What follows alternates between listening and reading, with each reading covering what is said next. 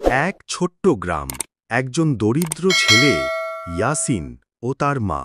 ইয়াসিন, বাজারে গিয়ে এই হাঁড়িটা বিক্রি করে কিছু চাল ডাল নিয়ে এসো, আল্লাহর উপর ভরসা করো। ইয়াসিন বাজারে গিয়ে এক দোকানদারের কাছে হাঁড়ি দিল। এই হাঁড়ি তো পুরনো, খুব বেশি দাম পাবে না, তবে ভিতরে দেখি কিছু একটা শব্দ হচ্ছে।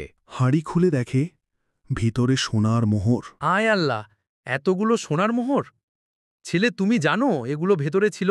না চাচা, আমি জানতাম না। এটা আমাদের হাঁড়ি, কিন্তু ভেতরে কি আছে আমি কখনো দেখিনি। তাহলে এগুলো তো এখন তোমার হয়ে গেল। হাঁড়ির সঙ্গে যা ছিল সব তোমার। না চাচা, আমি তো হাঁড়ি বিক্রি করতে এসেছি, ভেতরের সোনা আমার নয়। এটা নিশ্চয়ই যার হাঁড়ি ছিল আগে তার জিনিস। আমি মিথ্যে করে এগুলো নিতে পারবো না। চারপাশের লোকজন জড়ো হয়। এই যুগে এমন সততার দৃষ্টান্ত পাওয়া যায় না। এমন সময় হাঁড়ির আসল মালিক হাজির হয়। আমি অনেক দিন আগেই এই হাঁড়ি হারিয়েছিলাম, আল্লাহর রহমতে এটি ফিরে পেলাম। ছেলে, তুমি চাইলে সব নিজের করে নিতে পারতে, কিন্তু তুমি করনি।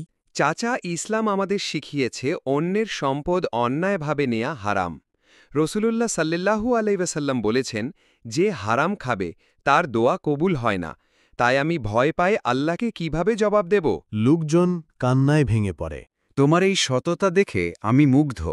এই সোনার অর্ধেক তুমি নাও, বাকি অর্ধেক আমি রাখব। আমি দরিদ্র হলেও আমি হক নই এমন কিছু নেব না। আমার জন্য শুধু হাঁড়ির দামই যথেষ্ট।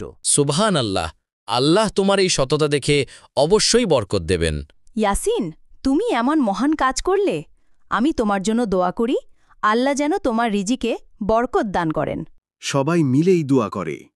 বাজারের লোকেরা ইয়াসিনের সততায় এতটাই অনুপ্রাণিত হয় যে গ্রামের সবাই এরপর থেকে সত্যবাদিতা ও সৎপথে চলার প্রতিজ্ঞা করে।